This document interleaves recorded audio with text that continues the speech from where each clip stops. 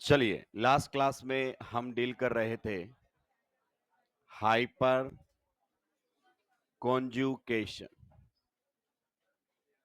Clear? इसको hyper conjugation बोल देते हैं। कई बार हम इसको सिग्मा बॉन्ड रेजोनेंस भी बोल देते हैं। सिग्मा बॉन्ड रेजोनेंस बोल देते हैं।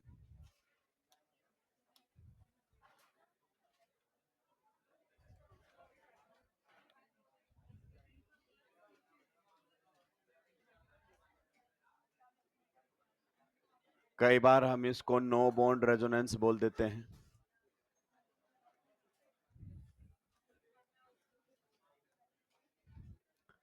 और कई बार हम इसे बेकर नाथन इफेक्ट बोल देते हैं। Baker Nathan effect. क्लियर? ये सभी इसी के ही नाम है। हाइपर कॉन्जुकेशन बोल दो, ये हम हेडिंग लगा चुके थे, आप चाहो तो उसी के बाजू में लिख दो। कल केवल क्या लिखा था? Hyper conjugation. आप हाइपर कॉन्जुकेशन कह सकते हैं, नो बॉन्ड रेजोनेंस कह सकते हैं, या फिर आप इसको सिग्मा बॉन्ड रेजोनेंस कह सकते हैं, या फिर बेकर नाथन इफेक्ट, क्योंकि इसके बारे में बताने वाले केमिस्ट के नाम था बेकर एंड नाथन। तो आपके दिमाग में पहला क्वेश्चन तो फ्रेम हो गया है कि hyperconjugation is also known as. तो इनमें से कोई पूछेगा तो ऐसा नहीं आता है। क्लियर? अगर ऐसा क्वेश्चन दिया जा रहा है तो वो आप ये समझो कि फालतू में 4-4 नंबर सबको बांटे जा रहे हैं। ऐसा क्वेश्चन नहीं पूछा जाता है, पर हमें मालूम होना चाहिए। लास्ट क्लास में हमने कुछ बातें यहां पर डिस्कस की थी, एक बार मैं आपको वापस से याद दिला देता हूं। एक आपके सामने होता है कॉन्जुकेशन। क्लियर? क्या होता है? कॉन्जुकेशन। और एक हमारे सामने होता है हाइपर कॉन्जुकेशन। क्या होता है? Hyper conjugation. कॉन्जुकेशन बच्चे कितने टाइप का बताया था मैंने? कॉन्जुकेशन दो टाइप का, पाई पाई और पाई पी, खत्म। क्लियर? तो इसमें आपको क्या देखने को मिलता है? Delocalisation. Delocalisation of pi bond. कौन डीलोकेलाइज होता है इसमें? Pi bond. केस बना दिए थे ए with pi bond. With pi bond. Pi bond किसके साथ डीलोकेलाइज हो जाता है? पाई बॉन्ड के साथ, जिसे आप पाई पाई कॉन्जुकेशन का नाम देते हैं। जैसे आपका पाई बॉन्ड है, इसके आगे भी क्या आ जाए? Pi bond. तो यहां पर आपको पाई पाई कॉन्जुकेशन देखने को मिलेगा। दूसरा बताइए, आपके पास और कौन से केस होते थे? पाई पी वाले केस थे। ये पाई पाई कॉन्जुकेशन हो गया, पाई पी। तो आप बताइए विद किसके साथ आ सकता है आपका? With lone pair. With lone pair, या फिर आप क्या कह सकते हो? Negative charge. एक ही बात है। नेगेटिव चार्ज में भी क्या मिलेगा साथ में? Lone pair. तो ये आपका हो गया पाई बॉन्ड, और नेक्स्ट एटम के ऊपर क्या हो? लॉन पेयर हो या फिर नेगेटिव चार्ज हो। ये आपके सामने आ गया है।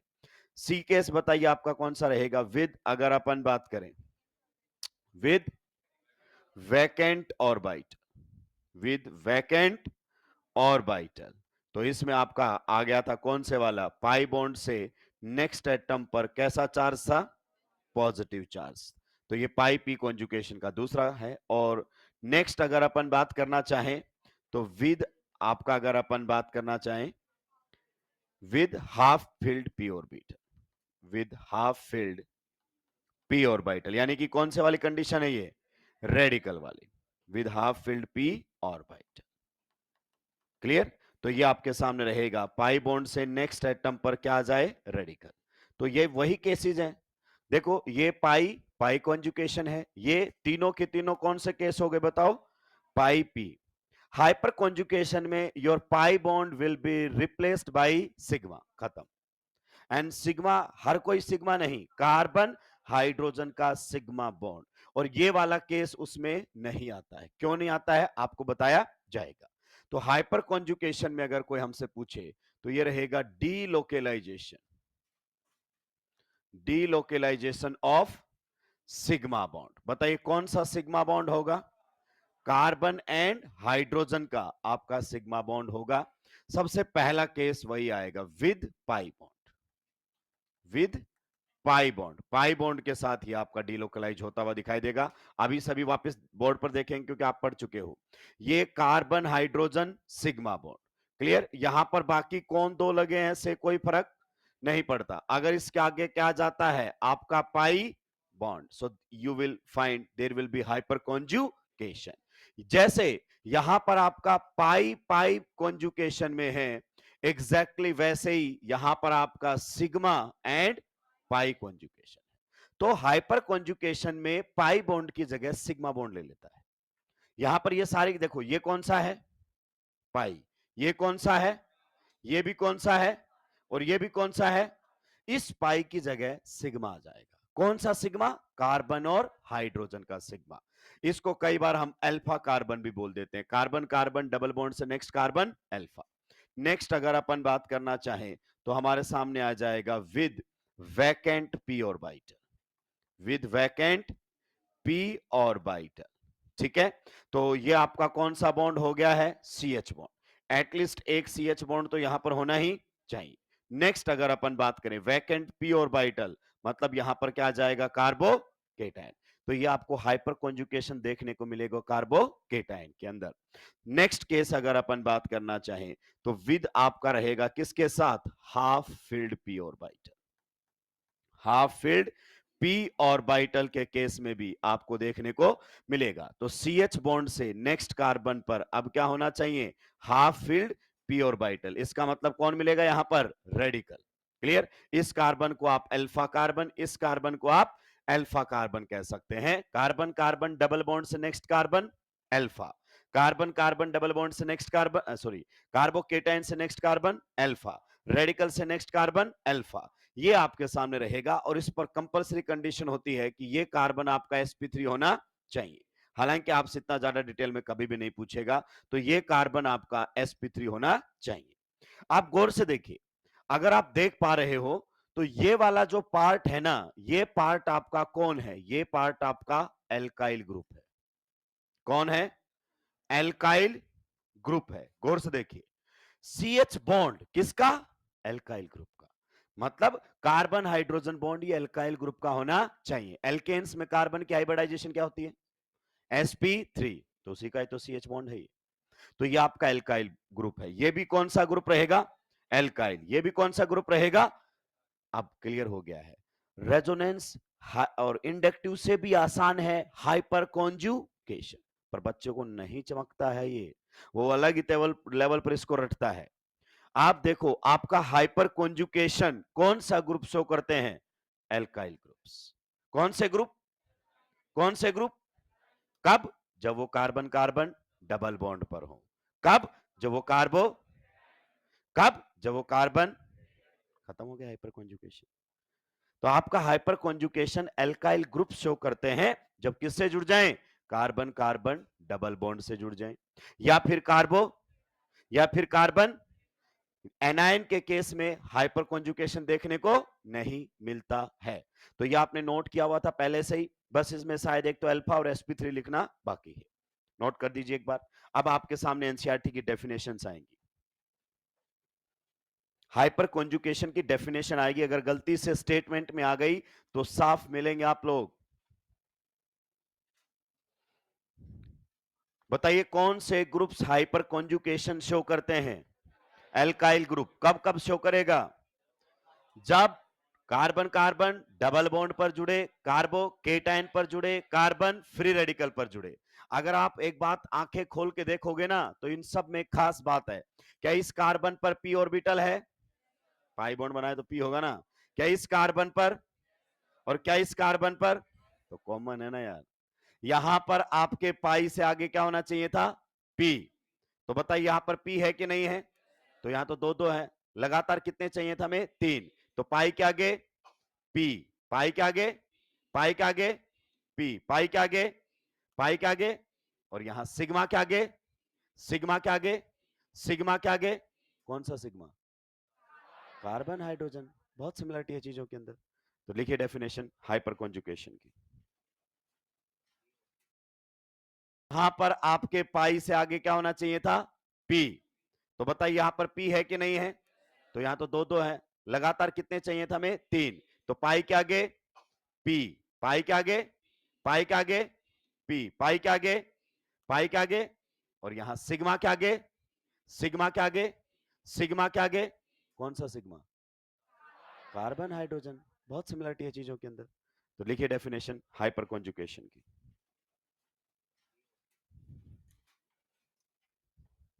Delocalization of sigma electrons, delocalization of sigma electrons, delocalization of sigma electrons, delocalization of sigma electrons of CH bond, delocalization of sigma electrons of CH bond। इसको ऐसे लिखना है, कार्बन कौन सा होना चाहिए? Alpha. delocalization of sigma electrons of CH bond of an alkyl group, underline कीजिए इसको, of an alkyl group, delocalization of CH bond of an alkyl group directly attached, directly attached, directly attached, directly attached to an atom of, directly attached to an atom of, directly attached to an atom of unsaturated system, directly attached to an atom of unsaturated system, directly attached to an atom of unsaturated system। आंखें खोलो, carbon carbon double bond में unsaturation होता है कि नहीं होता है? तो ये कार्बन एटम अनसैचुरेटेड सिस्टम का एटम है कि नहीं है?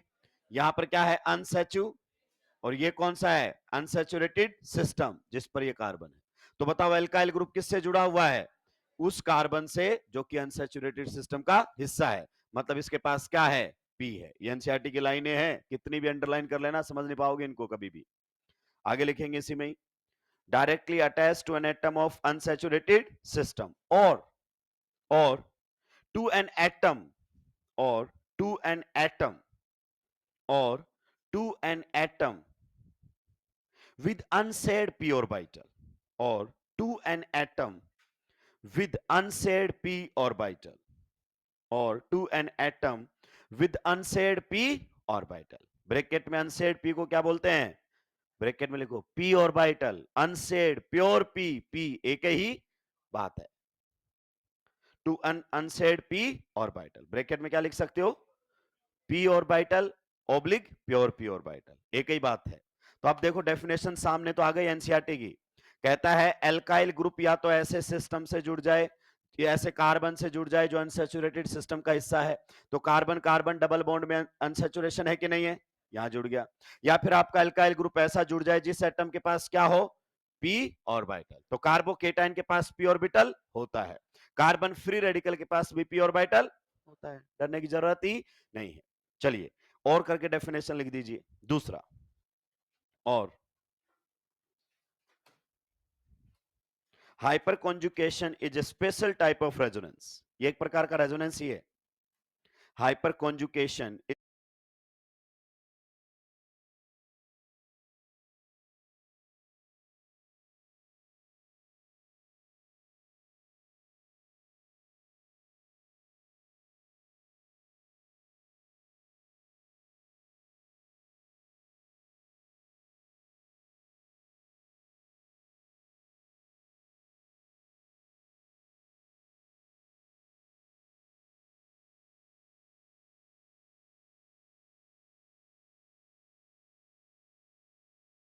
is a special type of resonance.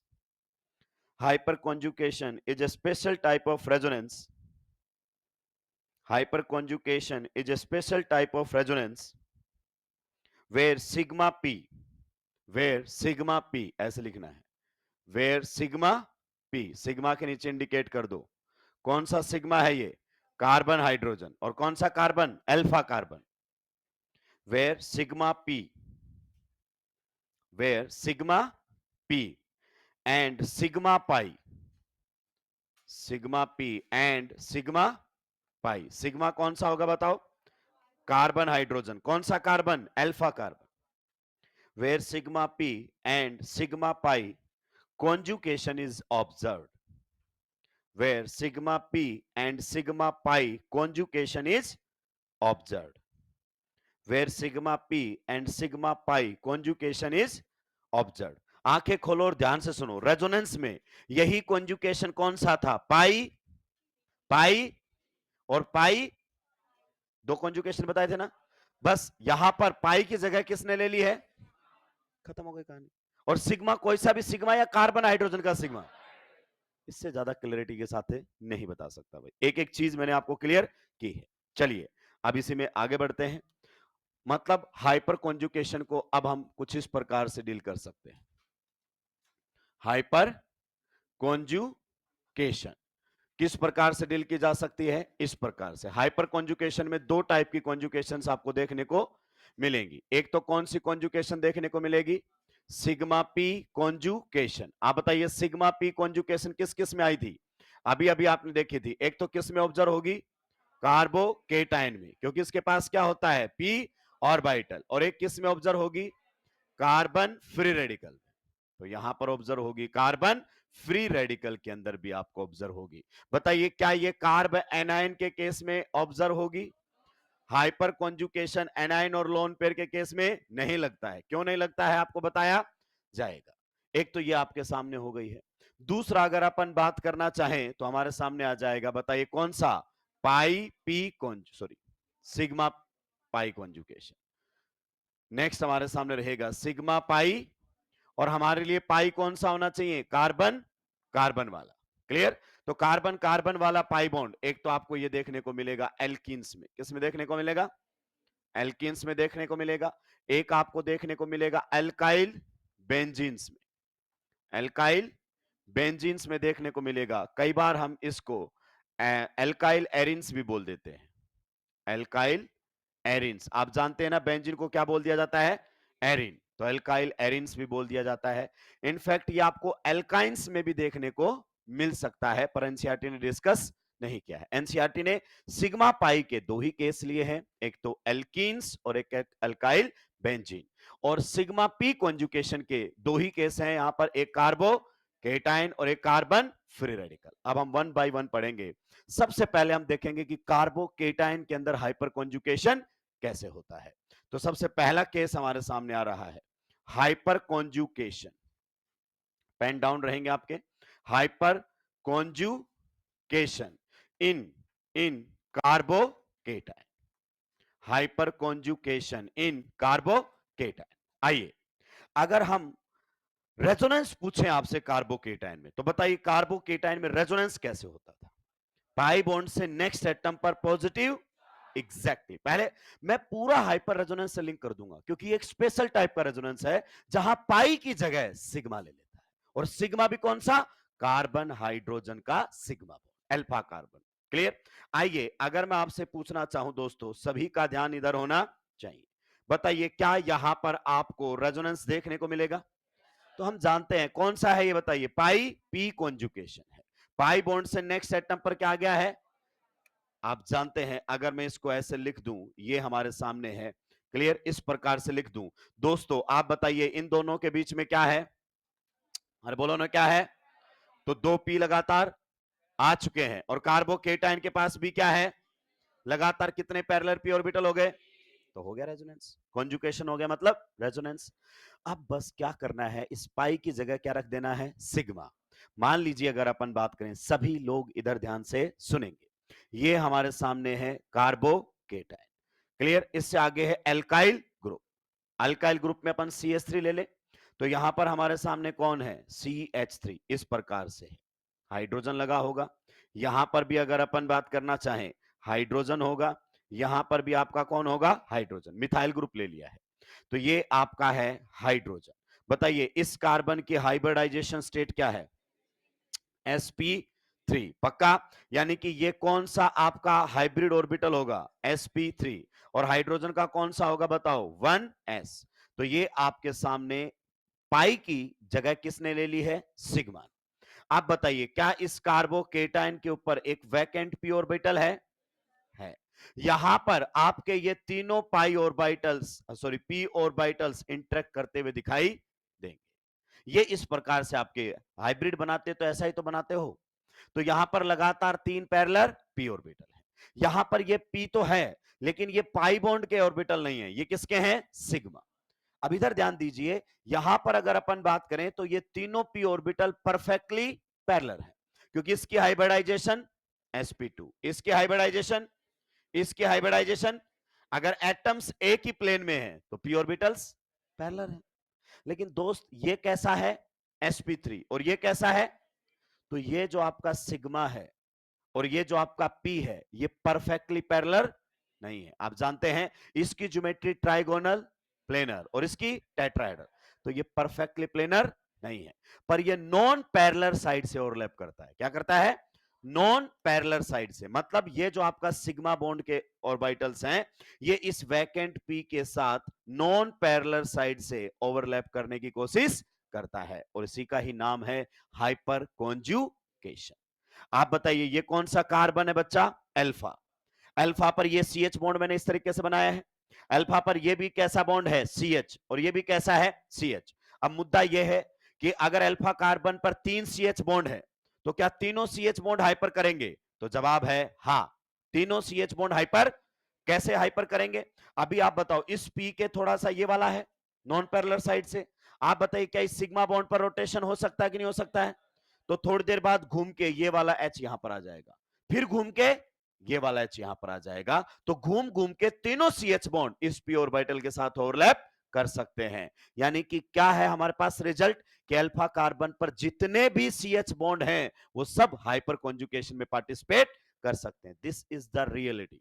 अगर आपसे पूछा जाए, क्वेश्चन बनेगा जेई एडवांस में, बहुत ही बेहतरीन लेवल पर क्वेश्चन फ्रेमिंग हुई है आपकी +1 एनसीईआरटी पार्ट 2 के कवर पेज पर, यही डायग्राम है। एनसीईआरटी से बाहर नहीं गया हूं अभी तक, ये एनसीईआरटी में बना हुआ डायग्राम है। क्या ना आप एनसीईआरटी को बहुत हल्के में लेते हो। जब एनसीईआरटी अपने हाथ खोलती है तो हम नहीं पढ़ाते हैं, और एनसीईआरटी जब नहीं पढ़ाता है तो हम फालतू फालतू चीजें पढ़ाते रहते हैं वहां पर। ये एनसीईआरटी का ही डायग्राम है।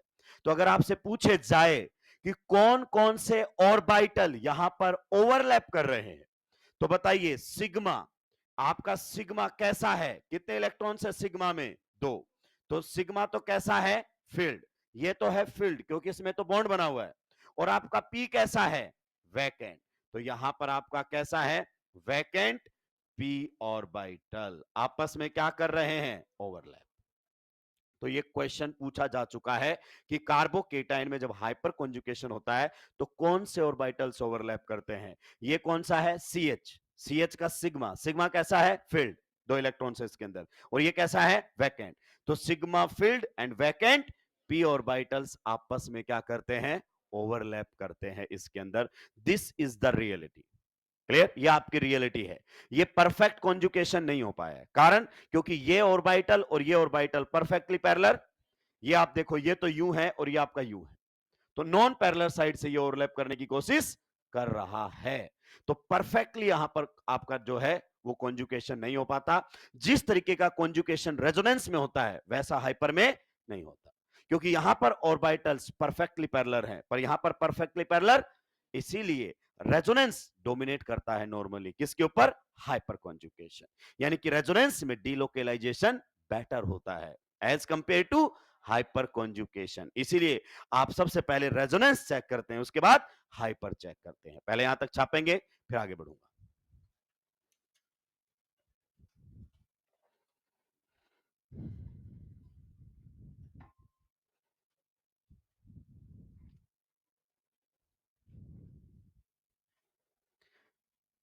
जो काम रेजोनेंस में पाई बॉन्ड करता है, हाइपर कॉन्जुगेशन में वो काम सिग्मा। कौन सा सिग्मा?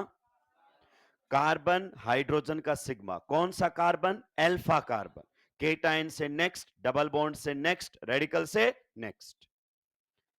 आपको 50% भी अगर क्लासरूम का चमक गया तो आपका मॉड्यूल ईएलपी का क्वेश्चन नहीं रुकेगा, क्योंकि हम नीट के 2x 3x लेवल पर चलते हैं। कितना भी जंप मार ले, अगर अपने भी लेवल से ऊपर गया फिर उस क्वेश्चन को छोड़ने में ही फायदा है। मैं ये तो नहीं कहूंगा कि क्वेश्चन जो कहीं से आ जाए, एमआईटी से आ जाए, युगांडा से आ जाए, वहां से आ जाए, क्योंकि जब एग्जामिनर पेपर बनाने पर आएगा तो कुछ भी बना सकता है।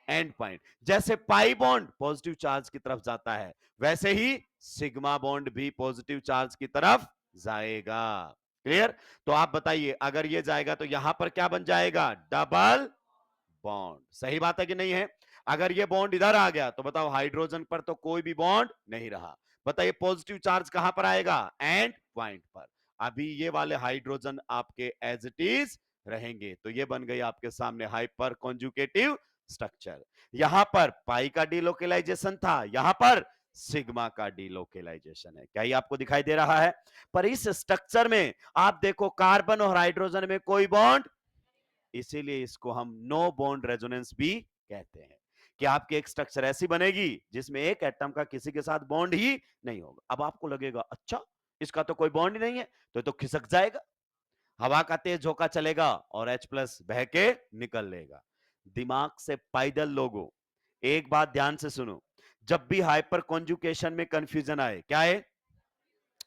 जब भी हाइपर कॉन्जुकेशन आपको कंफ्यूज करे, मेरी एक लाइन याद रखना, hyperconjugation is just resonance like phenomena. क्या बोला? Hyperconjugation is just resonance like, resonance was real और hypothetical, resonating structures were real और हाइपोथेटिकल। तो ये जो आपने बनाया है ये रियल नहीं है, हाइपोथेटिकल। रेजोनेंस में एटम्स का मूवमेंट अलाउड था कि नहीं था? तो यहां भी अलाउड नहीं है, क्योंकि रियलिटी में ऐसा कुछ होता ही, हकीकत आपको पहले बता दी गई है, हकीकत ये। क्लियर? ये तो समझाने के लिए हम क्या बना रहे हैं? स्ट्रक्चर्स। अब आप बताइए सर, क्या यही CH बॉन्ड पार्टिसिपेट कर सकता है? क्या ये CH बॉन्ड पार्टिसिपेट नहीं कर सकता? अल्फा कार्बन पर जितने भी हाइड्रोजन हैं सारे हाइपर कॉन्जुकेशन कर सकते हैं। तो यहां पर आपका ये हाइपर कॉन्जुकेशन करेगा, तो बताइए वही स्टार्ट पॉइंट और ये क्या रहेगा? And point. तो जो भी आपका CH बॉन्ड हाइपर करेगा वही हाइड्रोजन हवा में लटक जाएगा बिना किसी बॉन्ड के। तो यहां पर आ जाएगा पॉजिटिव चार्ज और यहां पर बन जाएगा आपका कैसा? Double bond. अब बोलेगा सर क्या ये वाला CH हाइपर नहीं कर सकता? क्या कर सकता है ना, स्टार्ट पॉइंट एंड पॉइंट। अगर ये आपका इधर जाएगा तो बताइए आपकी नेक्स्ट हाइपर कॉन्जुगेटिव स्ट्रक्चर कैसे बनेगी? जो भी CH हाइपर करेगा वही हाइड्रोजन हवा में लटक जाएगा बिना किसी, और यहां पर आ जाएगा double bond. So these are the hyperconjugative structure. दोस्तों इधर देखिए, जब बच्चे से पूछा जाता है, इधर देखो ध्यान से, आधी से ज्यादा जनता क्लियर इसका जवाब गलत देती है। ये पॉजिटिव चार्ज लोकेलाइज्ड है कि डीलोकेलाइज्ड? लोकेलाइज्ड है कि डीलोकेलाइज्ड? लोकेलाइज्ड। और ये वाला पॉजिटिव चार्ज लोकेलाइज्ड है कि डीलोकेलाइज्ड? डीलोकेलाइज्ड। पक्का? मैं गर्दन तोड़ दूंगा तुम्हारी। आंख के सामने आंसर लिखा हुआ है, पुरानी बातें भूल जाओ, पुरानी बातें। ये पॉजिटिव चार्ज आपने डीलोकलाइज्ड बोला because this positive charge is being shared by two atoms. इस कार्बन से शिफ्ट होकर किस पर आ गया? इस कार्बन पर। तो आपने क्या बोला? डीलोकलाइज्ड, ऐसे बोला ना? तो एक बार आंखें खोलो, ये पॉजिटिव चार्ज कार्बन से शिफ्ट होकर किस पर आ गया है?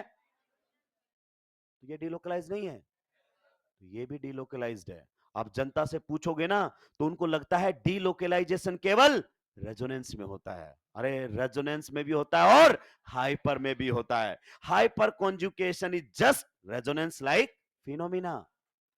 तो यहां पर आपका चार्ज डीलोकलाइज है थ्रू रेजोनेंस और यहां पर आपका चार्ज डीलोकलाइज है थ्रू हाइपर कॉन्जुगेशन। और मैंने बोला था चार्ज को जितना ज्यादा शेयर करेंगे स्टेबिलिटी उतनी ज्यादा। तो बताइए कितने हाइड्रोजन शेयर करने लग गए हैं? 3। तो इस कार्बोकेटाइन की स्टेबिलिटी हाइपर कॉन्जुगेशन से बढ़ रही है कि नहीं बढ़ रही है? यस। चार्ज की जब भी शेयरिंग होगी स्टेबिलिटी बढ़ेगी। तो ये पॉजिटिव चार्ज स्टेबलाइज्ड है बाय हाइपर कॉन्जुगेशन। क्या ये पॉइंट आपको समझ में?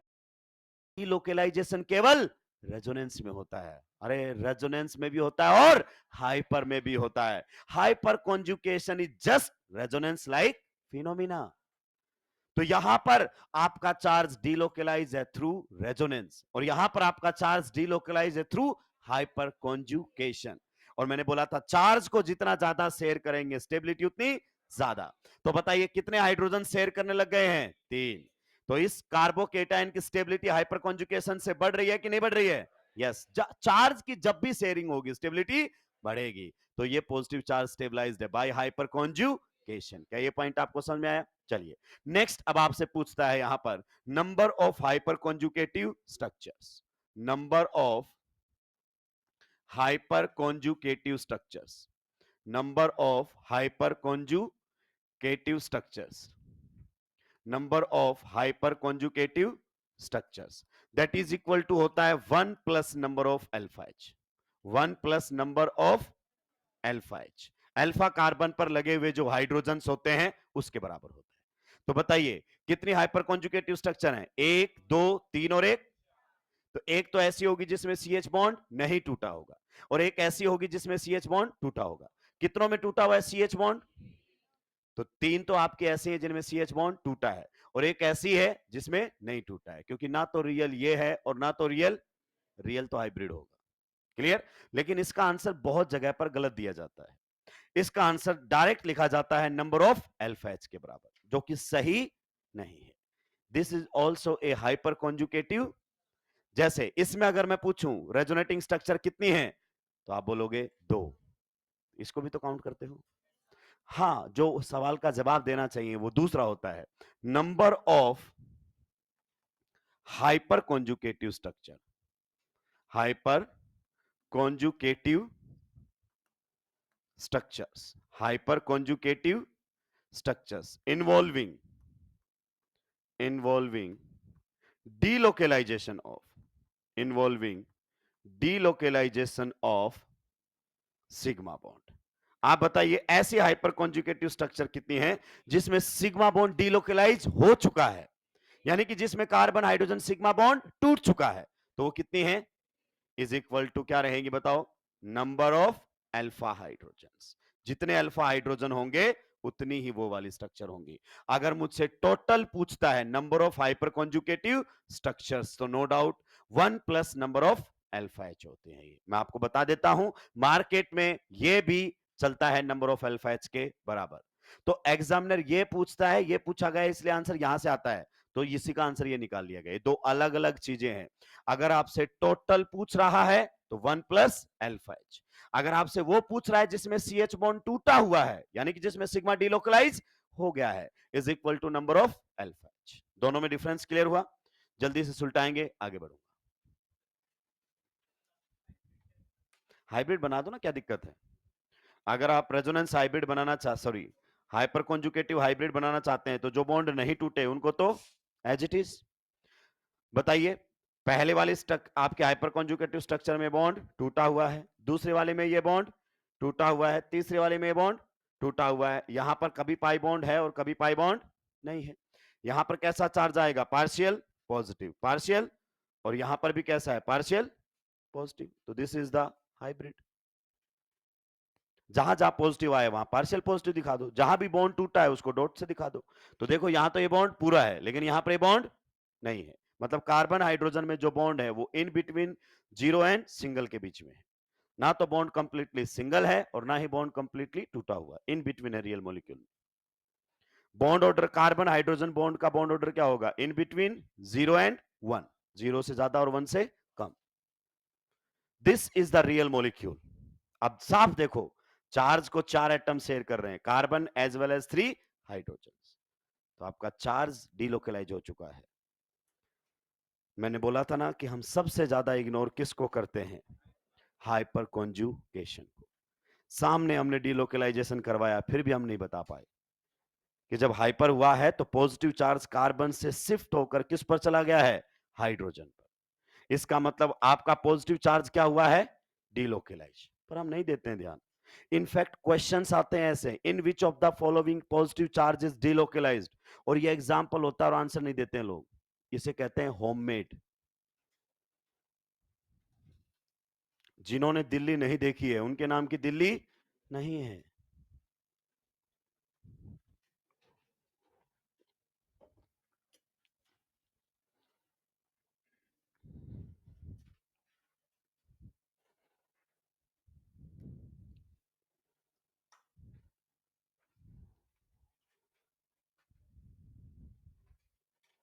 तो यहां पर आंसर क्या रहेगा बताओ?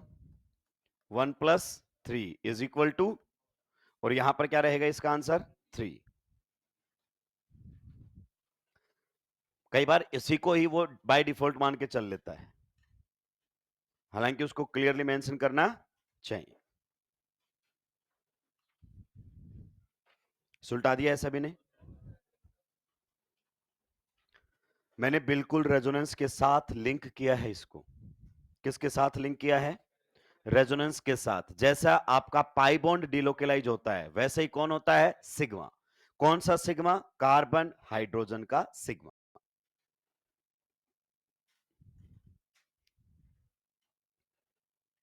आपसे तो इतना डिटेल में जाता भी नहीं, आपको तो देखना होता है हाइपर है या नहीं है। तो इसमें हाइपर कॉन्जुकेशन है या नहीं, बहुत आसानी से पहचान देंगे। कार्बोकेटाइन से नेक्स्ट कार्बन अल्फा, और देखो इस पर कितने सी एच बॉन्ड है? 3, तो हाइपर है इसमें। बस इतना सा होता सवाल हमारा। तो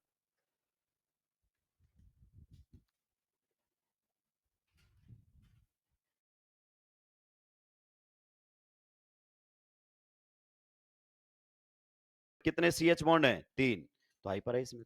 बस इतना सा होता सवाल हमारा। तो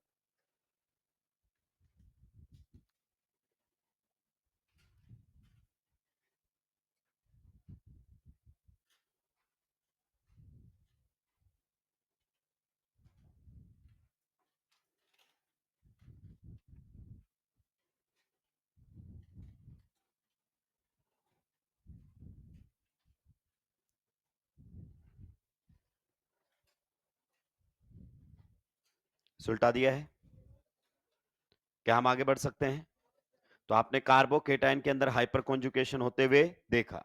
आप बताओ एल्काइल ग्रुप का एच इफेक्ट पॉजिटिव दिख रहा है कि नेगेटिव? ये क्या है बताओ आपका एल्काइल? बताओ इसका एच इफेक्ट पॉजिटिव दिख रहा है कि नेगेटिव? इलेक्ट्रॉन ले रहा है या इलेक्ट्रॉन दे रहा है? तो सी एच बॉन्ड के थ्रू एल्काइल ग्रुप इलेक्ट्रॉन्स देता है। एल्काइल ग्रुप्स के